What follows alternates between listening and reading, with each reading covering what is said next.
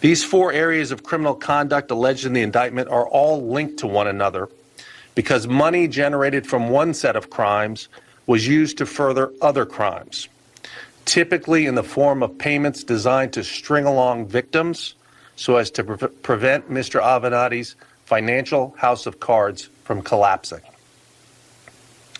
I will now discuss the various areas of criminal conduct in a bit more detail.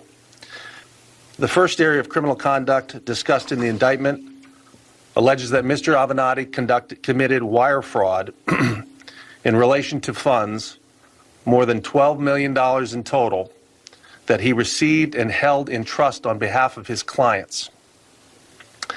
While Mr. Avenatti was entitled to attorney's fees for the settlements he negotiated, the indictment alleges that he nevertheless stole millions of dollars that rightfully belonged to his clients. There are 5 separate client victims in 4 cases in which money was stolen.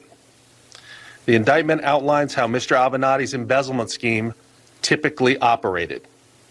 In each of the 4 cases of embezzlement alleged in the indictment, Mr. Avenatti received money on behalf of clients into client trust accounts, misappropriated the money, and lied to the clients about receiving the money, or in one case, claimed that the money had already been sent to the client.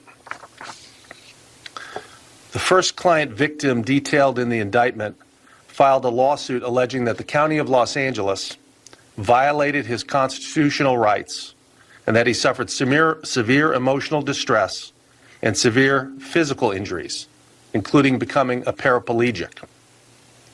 The victim, who is identified as Client 1 in the indictment, obtained a $4 million settlement, which the County of Los Angeles paid in January 2015 to a trust account controlled by Mr. Avenatti.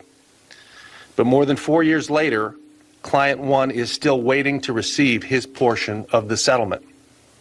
As it turns out, within months after receiving the settlement proceeds in early 2015,